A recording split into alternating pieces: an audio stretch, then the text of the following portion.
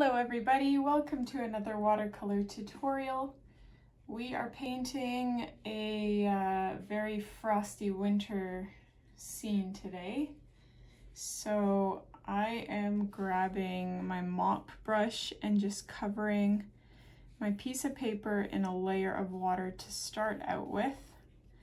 And I'm gonna shoot, sorry. I have a little bit of red on my palette that I happen to pick up, and I don't want red in my painting. I wanted blue, so like just the slightest hint of blue so that I can see where I've painted and where I haven't. And make sure it's a nice even spread, like you don't want any pooling of water anywhere. Unfortunately, I haven't used this brush in a while and it had fluffs on it, and now this is probably one of the more annoying things that happens to me when I paint. I'm gonna just flip this around and have those fluffs on the bottom. Haha, I outsmarted you. Fluffs. Anyways. We are going to take like a navy blue, so you can either use navy blue if you have it, or you can just add a lot of black to your blue. I'm using my size 14 brush for this part in particular, and we're just going to be painting the background here. So I'm starting about 2/3 of the way down, maybe like 3/4 of the way down, and I'm going to just flick my brush upwards like this. Although now that I'm looking at this, I realize I should have used my size 8. Let me see. Nope. My size 8 is so warm that I don't get a nice tip. So my size 1 will have to do. And I'm just gonna flip this upside down to let the water run downwards. And in the meantime, I'm mixing a little bit of black into my blue because it's still not dark enough for my liking. And I'm gonna be flicking, again, same thing, starting about 3/4 of the way down and just using my paintbrush and flicking upwards like this. I have found that the size 1 works the best because I can get lots of these little lines. Like you want it to look like you put a lot of lines down, and try to leave a gap at the top so at least there's a little bit of white. I have gone a little too far, unfortunately, but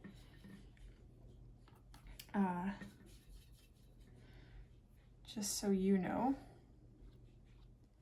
So I'm going darker and darker and just adding more and more and more.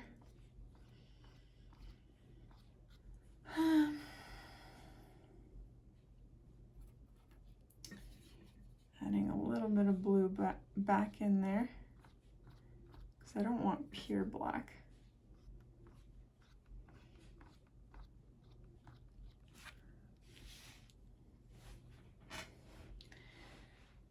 And for the bottom, I'm not done with that yet, but just while the bottom is still wet, I'm going to pick up a little bit of blue and just kind of, I don't want to spread it out necessarily, but just put something there.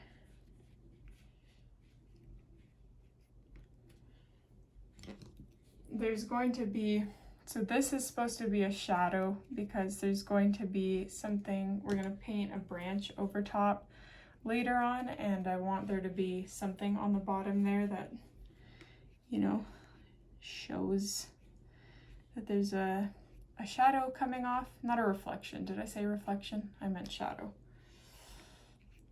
So I'm just continuing on with this.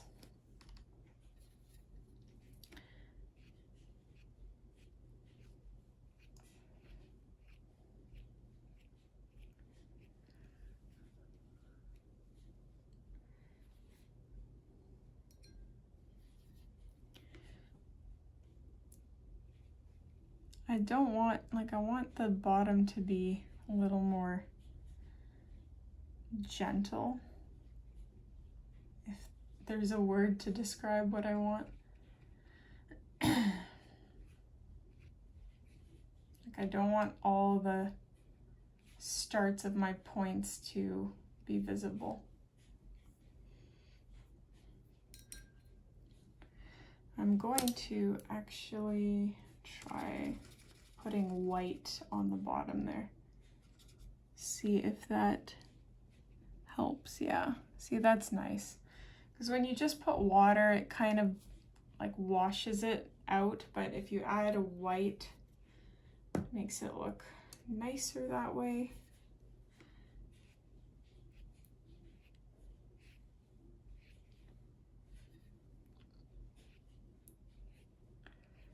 So this is a milestone for me, guys. If you are watching this, this is my last tutorial of 2023. I don't know if it's going to be the last one that you'll see, because I don't know what order I'm going to upload, but this is number 104, I think, which is every 2 weeks, and there's 52, sorry, 2 times a week, and there's 52 weeks in a year. But it's the last one, and I'm very, very excited about that. It's kind of crazy. Like, what am I gonna do? Because I'm pre-painting. I feel like a broken record. I've said this so many times. But I'm pre-painting all of like the rest of 2023. So when you see this, it's gonna be December, but I'm painting this way before December. And I'm doing that. So all I've been doing for the last like 2 months is painting and painting and painting to try and reach my goal. And like, I'm gonna have so much free time now to do all the other million things that I have on my list to do before September. Sorry, so I've just taken silver. I have these metallic colors as part of my set here. I love this watercolor set. So the colors are super opaque. I'm very, very impressed. So if you want your own, the link is in the description.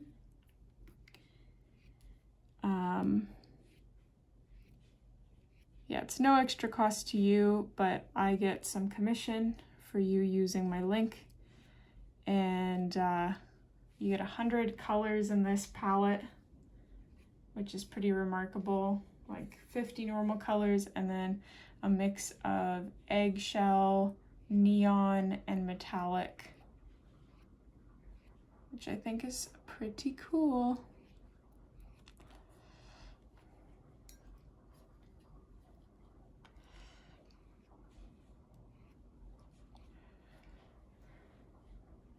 Okay, I'm gonna stop there because the top has dried, as evidenced by this.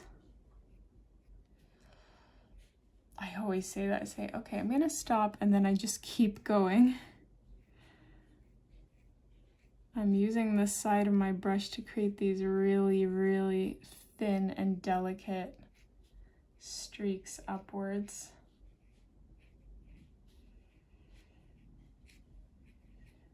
Okay, I think I need to stop before I destroy this piece of paper.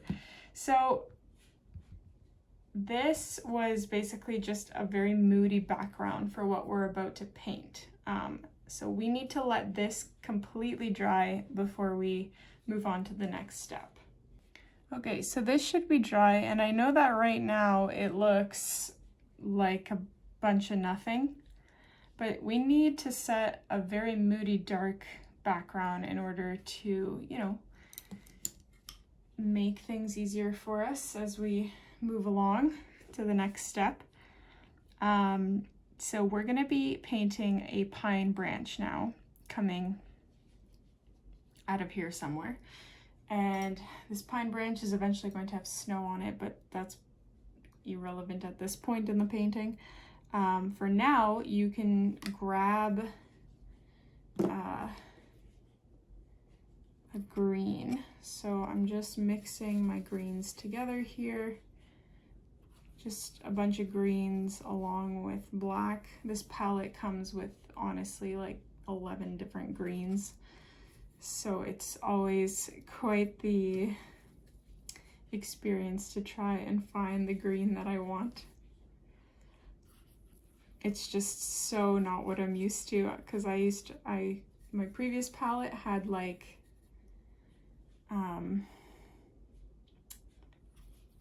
probably 3 greens max. So anyway, I'm gonna start with like a lighter green, and then I'll just move, like I'll do a second layer afterwards. But my first branch I'm gonna have coming out just like straight like this, and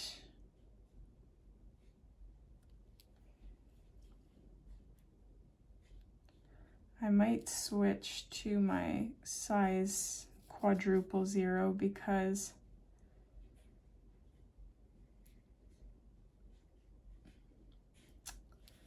I need more details.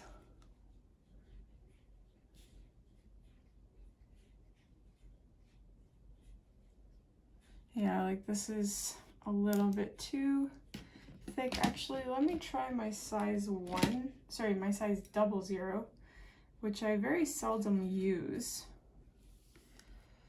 because it's not, that's a little bit better. The reason why I don't want to use my quadruple 0 is because it's such a fine brush, because it's obviously used for very detailed work, that I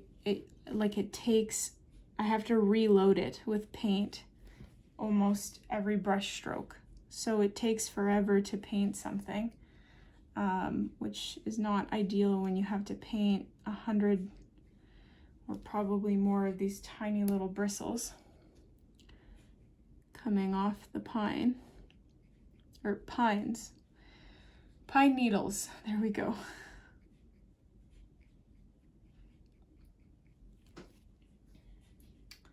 So this one is going to have a branch like this.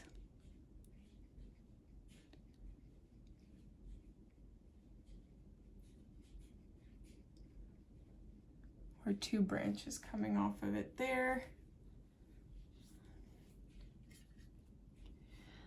And again, this is the first layer, so I know it doesn't look fantastic right now. That's okay. We're just laying down the groundwork. That's the key with watercolor, I think, is, you know, laying down your base colors first, your base shapes first, and then filling in the details afterwards. Because then you have a background to work off of. You have color to work off of.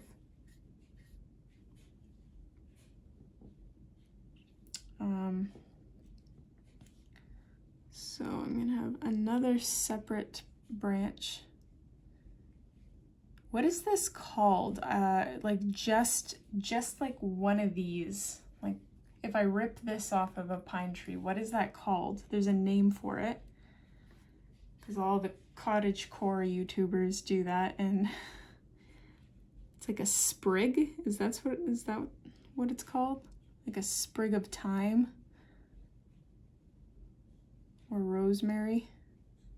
Do you know what I'm talking about? Or am I just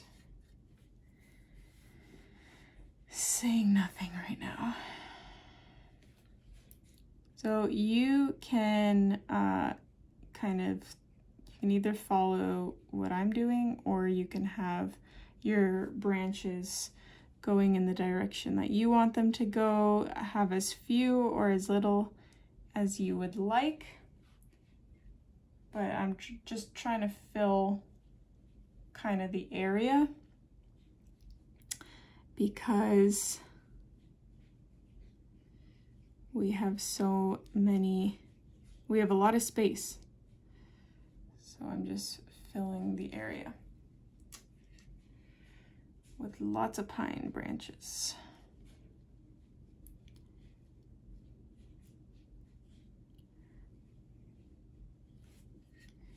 So I'm making these ones curvy over here.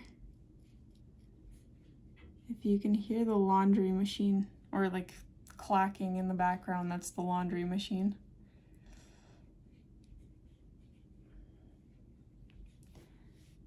I am washing all of the baby clothes that were so generously donated to me, or given to me by my mom and friends.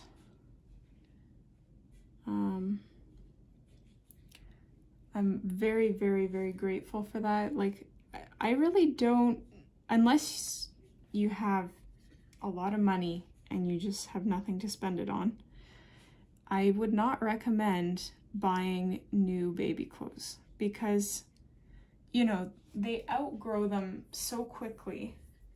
Like sometimes if you buy a onesie that has a pumpkin on it, and I'm just using this reference because I saw this and I thought it was so cute and I was very much considering buying it, but I'm like, my kid is gonna wear this thing once for Halloween and then it's gonna outgrow it and that will be the end of that. So why spend whatever the price is, you know, like $20 on a single onesie when you can go to a thrift store and get a bag for like $10, like a massive bag of clothes. But I mean, my husband is one of those people that will not wear secondhand clothing. He's a very practical man, so it's not like he's one of those people that needs everything new and whatever. He loves buying secondhand, but just not clothing. For him, clothing is one of those things that's just like a no-no. He doesn't like knowing that somebody else has worn this and done who knows what while wearing that clothing. So, which, you know, I get it, but come on, babe.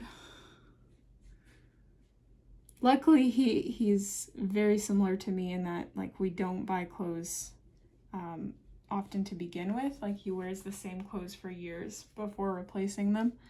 So it's not like it's a money sink, but anyway, my original point was that I'm washing all of the baby clothes that were given to me generously by friends and family, and I have enough that will 100% be enough for the first 3 months, because they kind of go by age groups, right? Like 0 to 3 months and whatever. So I don't need any more newborn clothing, I think, because I have 2 laundryfuls worth, and that's a lot of clothing. And it's hard when you live in a country with so many seasons, like so many varying temperatures, because you need like triple the amount of clothing as someone that lives in, let's say, Hawaii. I need summer clothes, I need winter clothes, and I need in-between clothes, and I need layers and snowsuits. Sorry, I don't know if I said this, but I'm just going over everything with a second layer now, a darker layer, to fill in not only the gaps, but just add a little bit of contrast in some areas.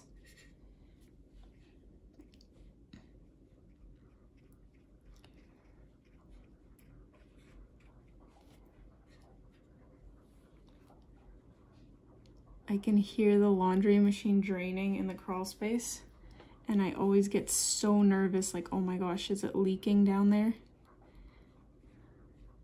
because I'm painting in the bathroom and I believe the drain pipe is like right below me for the entire, like the drain pipe for the entire house.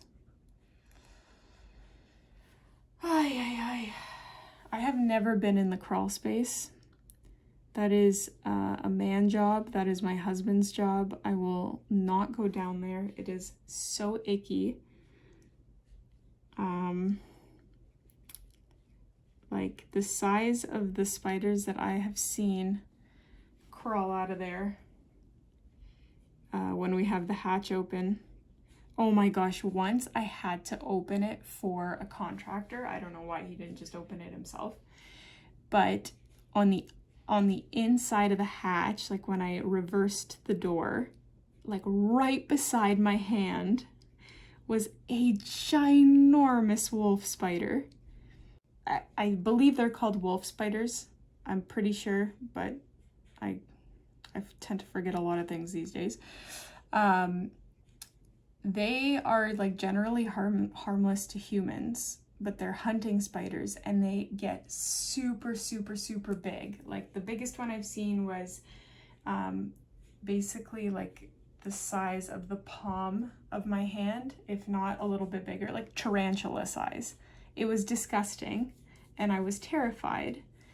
And yeah, one of those was like right next to my hand when I opened the hatch, like on the other side of the door, and I like threw the door back and jumped back, and the contractor basically had a heart attack. 'Cause he's like, "What? What happened?" Like, buddy, I'm paying you. You should be opening this door, not me. So yeah, I will never go down there. I don't think you could pay me enough to go down there. It's like, it's only 2 feet high, maybe. So you really have to crawl. Like, it has that name for a reason. And I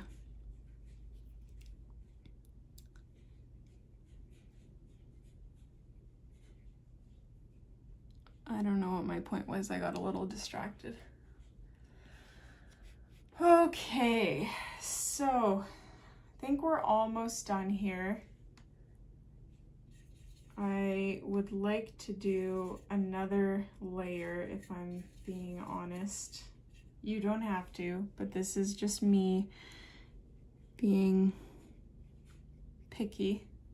It's not even going to be a complete layer. It's just, I want to darken kind of the top half of the branches because I'm going to be putting snow, or it's going to be resemble snow, but it's going to be like white for white acrylic paint. And I want there to be kind of like a shadow on the branch from underneath the snow. But again, that's just me being extremely picky, and you certainly do not have to do that. I'm just kind of, it's not even pine needles at this point. I'm just painting blobs, although I missed one branch here. Just to darken. Man, I'm so hungry recently. I think you'll have heard me say that in the last 3 tutorials, or at least 3 tutorials in December. Okay, I'm still not done. I've taken like a lime green that I have, and I'm just applying that to the under side of my branches, because in contrast to the top, which I wanted nice and dark so that it has that shadow from the snow, I want like a lighter effect on the bottom to contrast that.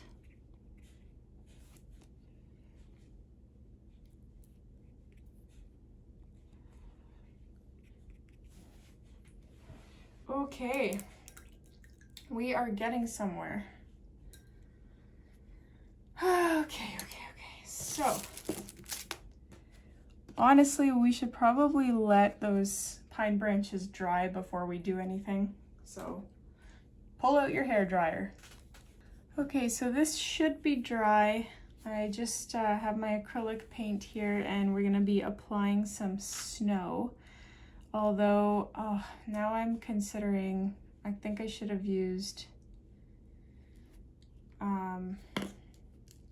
just white watercolor, because mine is very, very opaque, so it does the job quite well. Let me just try the white watercolor instead, because I want it to be a little more transparent. So we're just kind of very roughly applying it on top of the branches, kind of in these like clumps.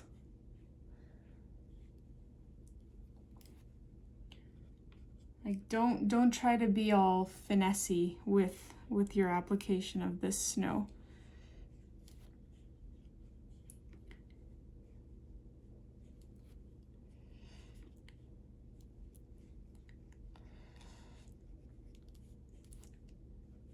Like scribble it on almost. Have some thicker sections where there's more.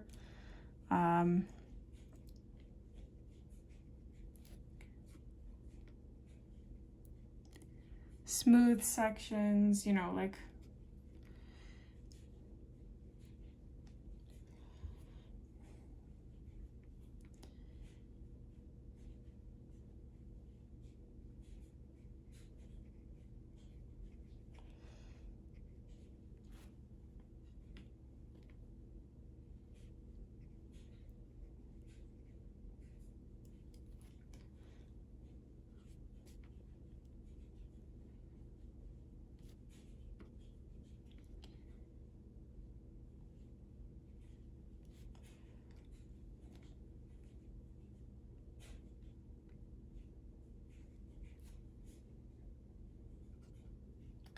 so I like the watercolor more than the acrylic paint because it's more transparent, and I could pile on, like I'm purposely making it more transparent because I want it to look like there is shading. It's like inherent in the snow, because you know when you look at snow sometimes in real life it looks like there's shades of blue and gray in it. So that's kind of what I want to achieve.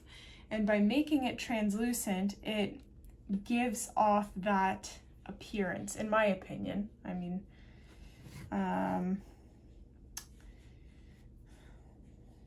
you can always go over it with more watercolor or even acrylic paint, like to make it super opaque in certain sections, but I just wanted that effortless look of the shading just kind of being inherent. So I am going back again over some parts with watercolor and just making them a tad bit darker.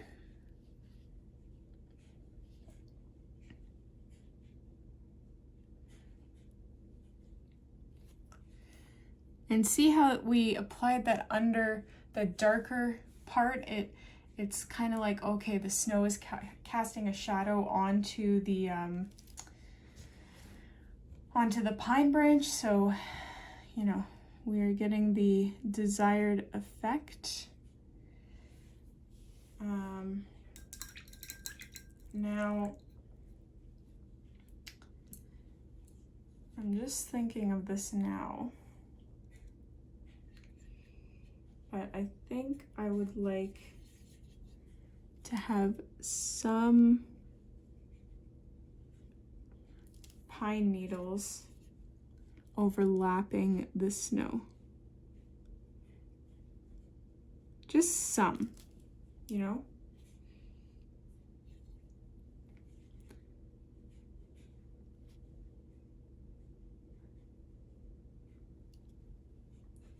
Just to give it a little bit of extra something. Just like that, like I just had a few there. And another thing that I want to add, I'm not quite happy with how dark that shading is. I wish we had made it even darker, so I'm just going to, I might regret this, but I'm just applying just a little bit of black watercolor directly beneath the snow.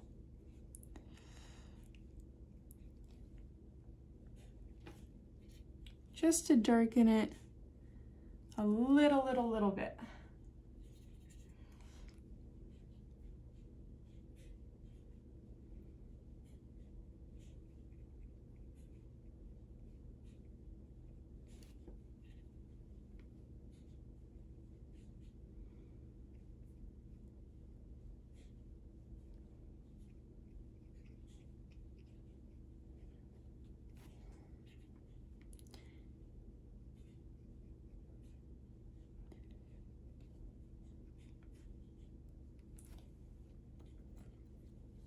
Okay, and the last thing we're going to do, because it doesn't make sense if there's snow on the branches but there's no snow anywhere else, is we're going to pick up that white watercolor or acrylic paint, and we are going to tap our brush against something else. So I'm just using a second paintbrush and make it snow. And because we applied that really dark background, that white should show through quite nicely.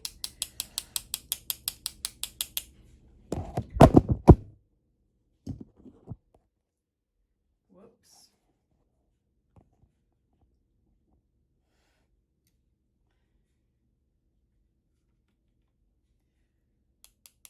I will edit that out. I hope I remember to do that. My camera just fell.